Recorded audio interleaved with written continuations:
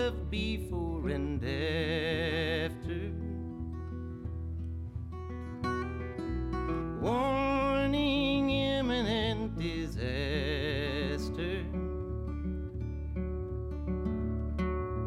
But the message never made it through. All that's lost is all that's left of you. Don't remember how to light the spark. Hearing voices whisper in the dark. Can't stop doing what you can't undo. And gone is all that you believe is true. So what are you waiting for, standing in the doorway, stretching out the moment before it falls apart? You already know that no one can stay here. There's no hearts to break here, they're already gone.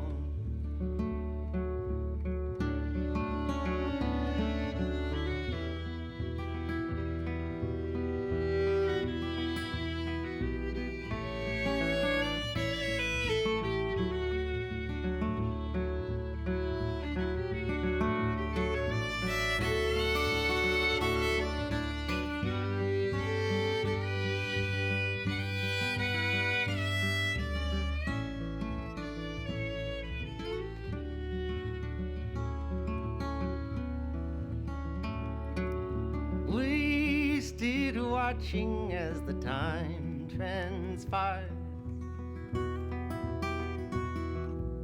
torn and tattered, but you never tired. When the sun comes shining into view, all that's left are shadows haunting you. So what are you waiting for, standing in the doorway, stretching out the moment before it falls apart? You already know that no one can stay here. There's no hearts to break here, they're already gone. You already know that no one can stay here. There's no hearts to break here, they're already gone.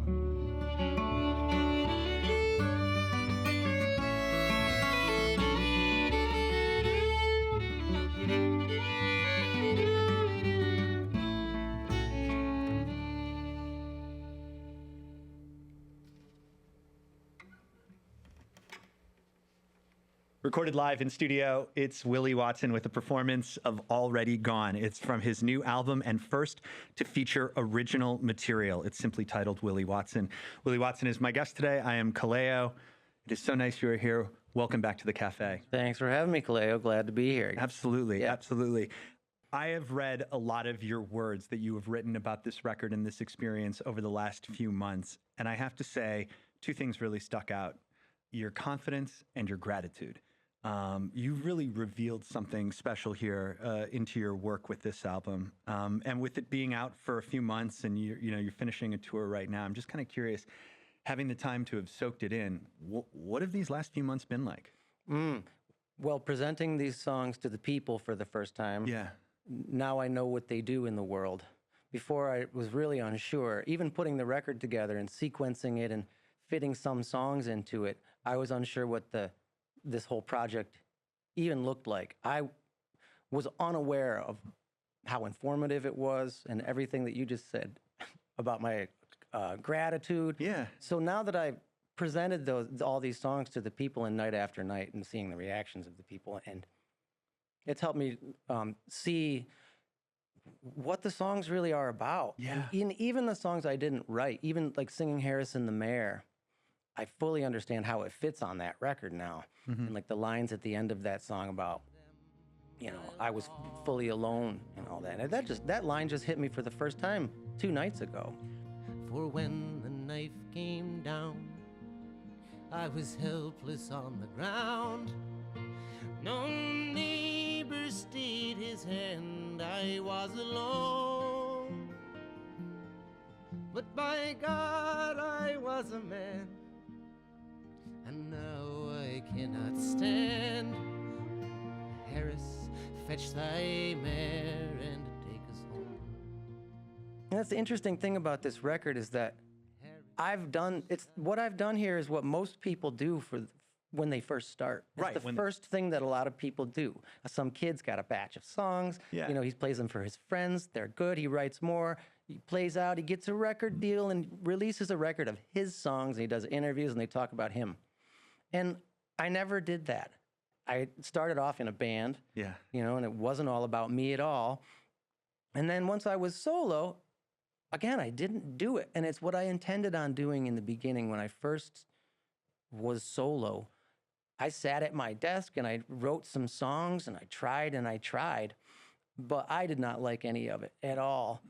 And I had, 4 songs that weren't even complete. One of them was a complete song. It had verses and choruses and it was done. And the other 3 were just pieces. And that's how I typically write a song. I just can't finish them. And I'll get a whole vision for how they should be. And if I have a lot of music and like the whole song and how the music will go and the parts and the bridge and where they all fit. But I just won't be able to complete it. And that's where I need someone else. Right. So with the folk singer albums, it was a situation where it's like, all right, this isn't necessarily working. I'm gonna kind of explore the space. I think, was it Dave and Gillian who suggested trying on some other people's songs for? Dave Rawlings especially, along with Gillian, helped me more than anyone, maybe helped me in my entire life. Yeah. Once I was out of Old Crow, I didn't choose to leave Old Crow, and I know that's how it was all publicized and says, that I was parting ways or there was some message on the internet at that time. Yeah. I remember that. And none of that was reality, and so I was booted out of Old Crow and then was devastated and traumatized. And because that band was my whole life, it was my identity, my life revolves around music and my music and it's everything to me. I didn't have any direction. I didn't have any sense of myself, or I was completely lost and traumatized. So Dave really swooped in and helped me and loved me, and those guys did everything they possibly could. So here's the question: after those records, what did you need, or what helped you unlock the ability to finish those songs? I mean, was it having a writing partner? Yeah, I needed someone to do it with. I'd get halfway and just be like, I don't think I can do this. Yeah. Like a lot of people do a lot of things because there's other things in my life that I'm very naturally inclined to that I can do with great ease and I don't have to think about. And I'm like, I'm awesome at that, But with writing songs, the one thing that's been most important to me that I've wanted to be more than anything in my life, I didn't want to be a singer of Midnight Special. Right. It was a thing that just helped me. And every time I sang Midnight Special, I thought, I wish this could be one of my songs that I was ending this show with. Right. Because when I was 16, I just wanted to be a songwriter. It didn't work that way for me. So what did Morgan Nagler, who wrote Kyoto or co-wrote Kyoto with Phoebe Bridgers, but yeah, it sounded like she gave you some really good advice in terms of how to get over that hump. Well, she just came over and I would write a line, and whereas if I was by myself, I'd write a line, I'd scratch it out or click delete or crumple it up and throw it away. She showed up and she's like, "That's good." And I was really, and so this reassurance that I had to get from this person through the process, and then I just couldn't see it through. I just don't have a clear picture of what I'm doing necessarily when it comes to a song. If you're just joining us on World Cafe, we're talking with Willie Watson. His new self-titled solo album is available now. We've got much more to talk about with the record and recording, but first, let's get into another live performance with Willie. Here's One to Fall on World Cafe.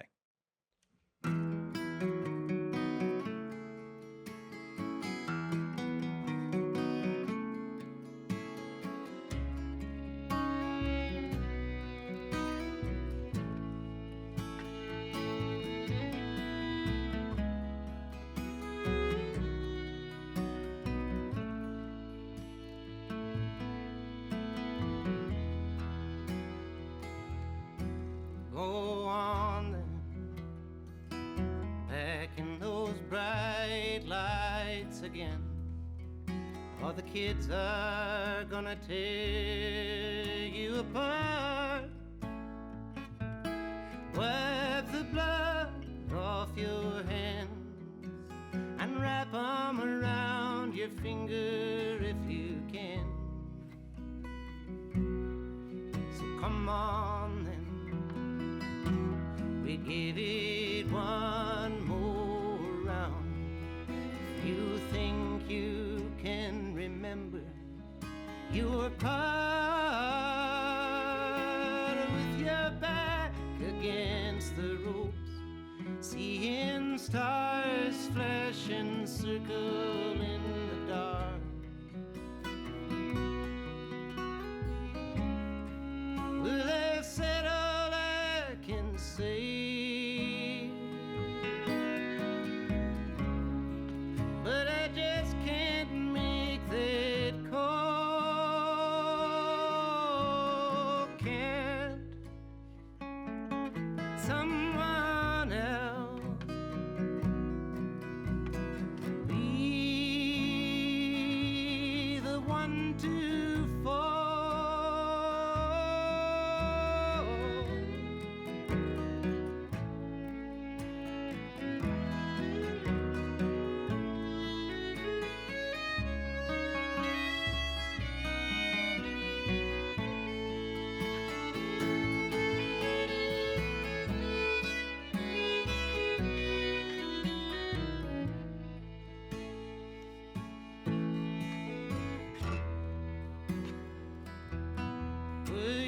Said it a million times, nothing's gonna change your mind. Your words are gonna lose their way, coming too hot out the gate, and you're always looking back as you run away. So look at you now, and those bright lights again, as if there was another way out of this reoccurring dream, when you're waking up before the final count.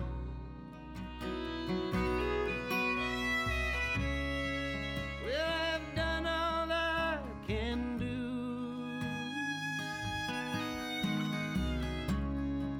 but I just can't make that call. Can someone else be the one to fall?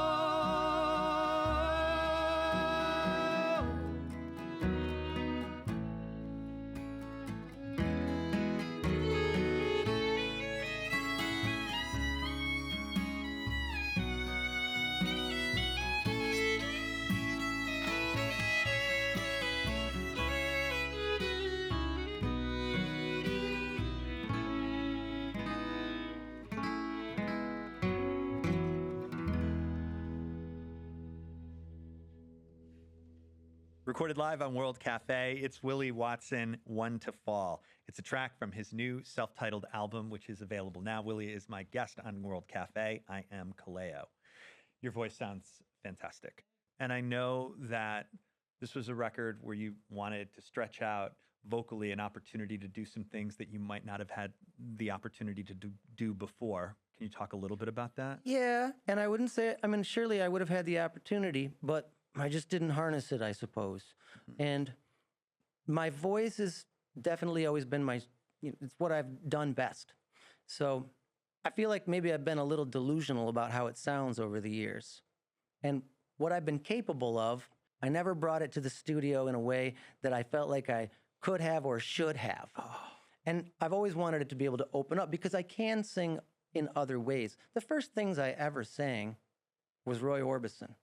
About in 5th grade, and I would sit there and I would imitate, in dreams I walk with you, and do that. And my older brothers and their friends would start picking on me and say, Will, sing like Roy Orbison.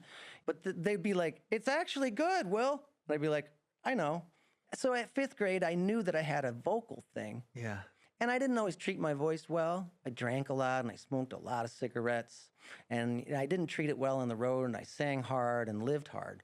So that affected how I performed. Yeah. I try not to make this recognition important to me, but I feel like everyone's impression of me and my singing is very, I'm pigeonholed into this Americana, mountain singer. And I can sing like Whitney Houston. I can sing like anyone you want me to. Yeah. Almost any time of the day. So I want the opportunity to prove that to people because I'm one of the best singers on the planet. And I'd say that, and I'd say if you listen to Willie Watson's Folk Singer 1 or Folk Singer 2 or early Old Crow records, that doesn't back that statement up. And I want to be able to back that statement up. You're listening to World Cafe. We're here with Willie Watson. His new self-titled solo album is available now. I love talking to songwriters about the craft. And one question that I always like asking is, are you a happy song guy or a sad song guy? I don't even need to ask if you're that kind of guy because you literally have a song called Sad Song. And it gives you both. You get the best of both worlds in one song. That's true. Have you ever had a sad song in your heart? Oh, just... Morgan Nagler, who was my songwriting partner on this whole project, she said she wanted to write a very sad song with a happy melody. And singing in that space is easier. And it feels more natural, and it's definitely a thing that I desperately have always wanted to express and to express earnestly. And she wanted to do this with me because she knew I was so well versed in American traditional music and folk music. And there's all these old ballads, mostly murder ballads, and also the old sad ballads about, brutal topics. Life was hard, Life and the music was hard, reflected it. And deaths and family deaths and like the songs about mother dying and the picture on the wall. And there's so many of those old songs that like Morgan had been hearing. But the thing about them is that some of those songs can have the happiest, most bouncy melody. And I love that juxtaposition. Yeah. And so she really wanted to do that. And that's what Sad Song was sort of born out of. Let's take a listen. It's Willie Watson here on World Cafe, a performance of Sad Song.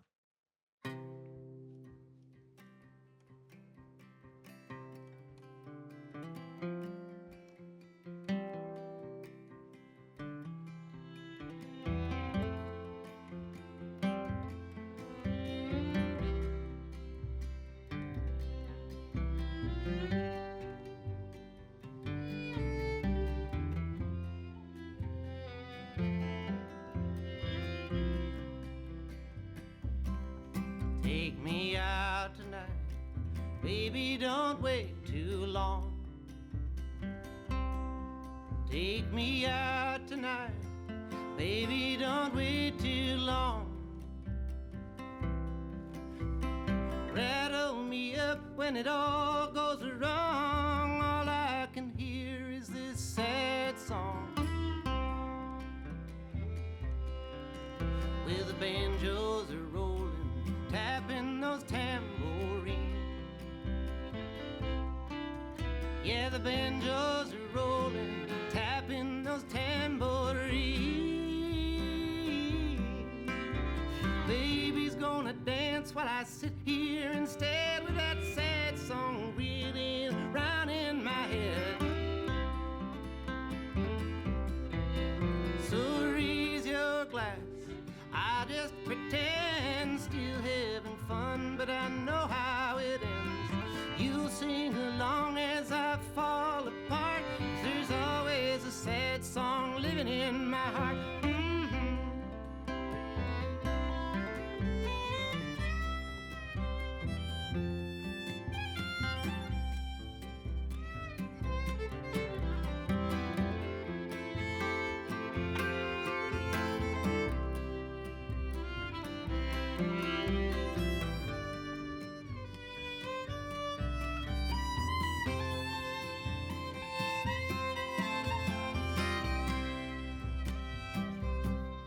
Well, when I was a child, things were going fine.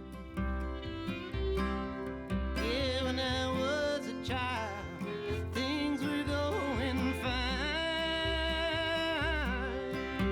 Then trouble come blowing on a wind in the pines, left me with a sad song planted in my mind.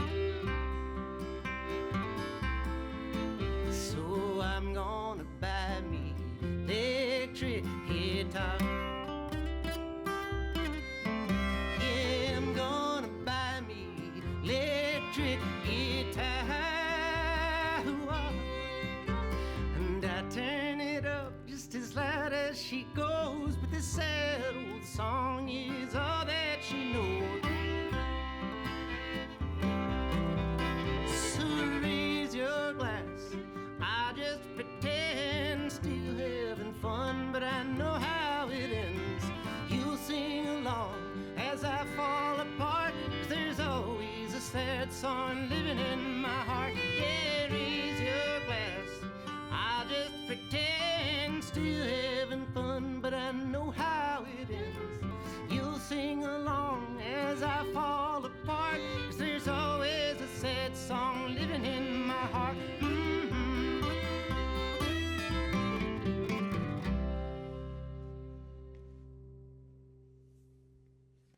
Recorded live on World Cafe, it is Willie Watson with Sad Song. It's from his new self-titled album that's available now. Willie is my guest. I'm Kallao. This is World Cafe. So, Willie, in the last year, I've gotten into a hobby. I did not know how deep this rabbit hole went.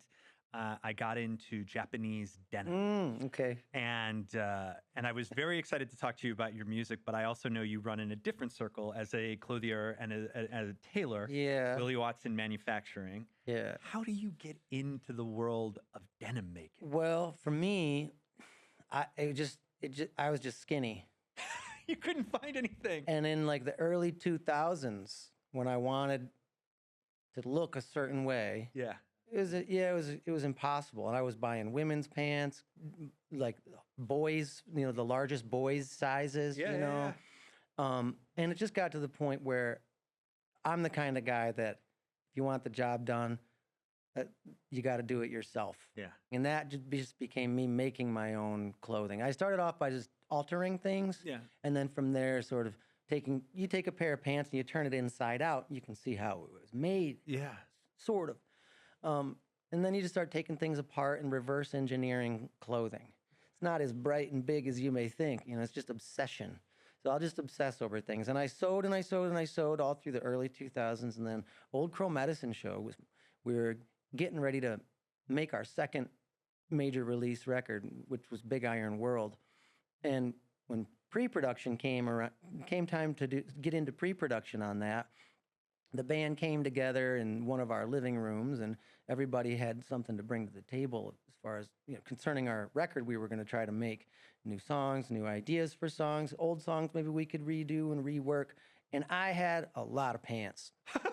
What? Because I was learning, and I was teaching myself and obsessing, and I'd make the same thing over and over again. Kind of And I got was it. just I'd buy a roll of fabric and be like, if I have to make 7 pairs of these pants, I'm going to make 7 pairs of these pants. And that's what I was doing. So then I had to put it all down. And I was like, this is interfering with my musical life. And I didn't sew for a long time. Then I found myself with some more time. I was a dad, and I had a toddler who I was taking care of. So I was like a toddler too at that time. You just start hanging out and playing with toys, and and I got creative again. It really opened me up. Having a child, being a dad, and having a young child around just freed me back up in that way. So I was wanted to sew again just for fun and started making her some dresses. You met your wife working on jeans together, though, right? That's right. And I had this sewing business going for a little while, and it was really picking up.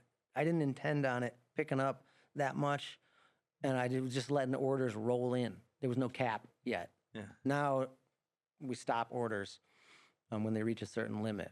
But at the time, they had just piled up, and a musician friend was trying to get me in touch with Mindy. And Mindy had worked in fast fashion for a while and wanted to do something different, something more fulfilling. So I was apprehensive about trying to teach somebody how I made jeans and how I sewed. It was all single needle. It was all like the old way of doing things. And it was kind of, you know, there's a standard way to do it, but it was some relearning to do. So I don't know if I wanted to go. So that's why I didn't call her for a long time. And that's why I let the orders pile up. So I called up Mindy and I said, hey, Irena might have told you that I would call. She said, yeah, that's cool. I want to come over. And I said, great. You're a good sewer? And she said, yes. And I said, like, really good? She said, I'm really good. And I said, can you come over now? And she said, no. But I'll come over on Wednesday. And so she came over on Wednesday. And she got good really quick. And we got her own machine. And we ended up having a little shop. And once we started moving some equipment in there, and like, well, let's get more. Let's get a big cutting table and build this room together and start putting thread up on the wall on pegs. And it starts looking like a shop in there. And she's coming over every day. And I'd be like, you coming over tomorrow?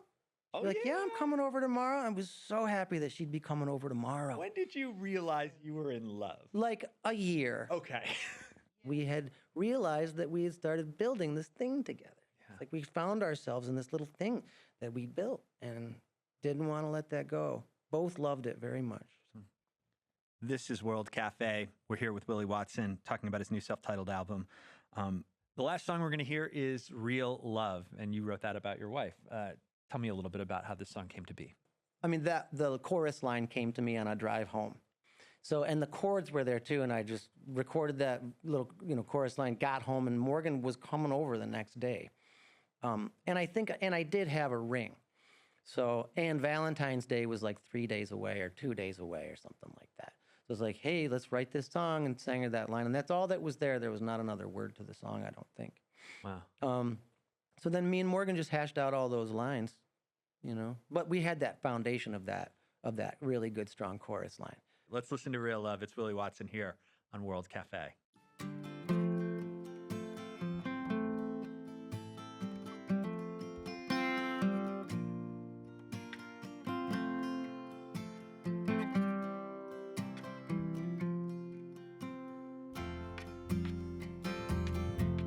I come from the land of a million stars. In the dead of winter, you can almost hear them burn. She came flying by with stardust in her eye, and wheeled it out, and I swore I'd never return. I thought our love was true. I sang those worried man blues. I was chained to the heart of a ghost that I never knew. But I'm up above it now.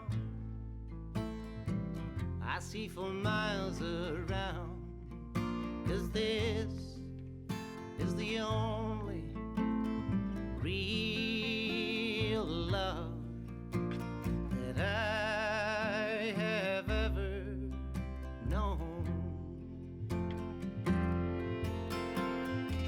Well, the boys are in the alley with long, tall Sally. They're saying, come on, buddy, there's a party, do you wanna go? Down at the Razor Ball, down at the Razor Hall, by the shadows in the eyes of the people that I used to know. Some came to me in strides, and some wounded my pride. On the banks where that raging river flowed, but I could hear you calling me from the other side, 'cause this is the only real love that I have ever known.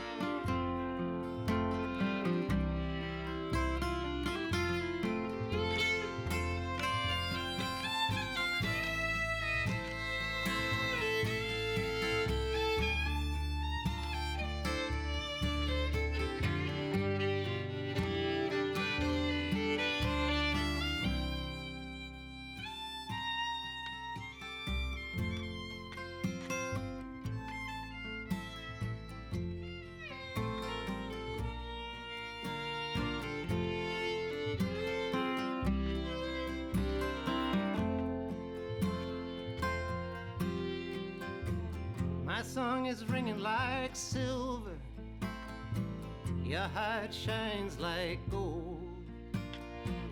They told me nothing lasts forever, but I know they're wrong. 'Cause you gave me the best, and I forgot about the rest. Now we're standing on the platform right where we belong. The engineer blows the whistle, and the fireman rings the bell. This train is rolling out tonight. It's 16 coaches wide. We watch them all go by, 'cause this is the only real love that I have ever known. Yeah, this is the only real love that I have ever known.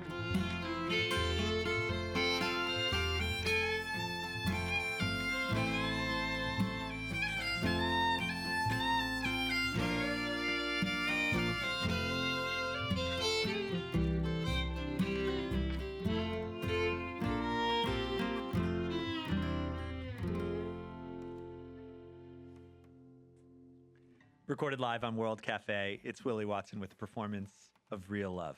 His new self-titled album is available now.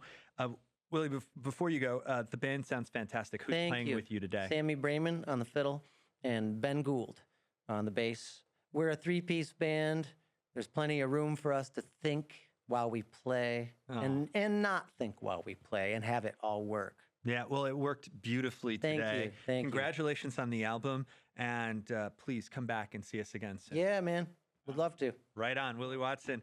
We're back in a moment on World Cafe. What are you waiting for, standing in the doorway, stretching out the moment before it falls apart?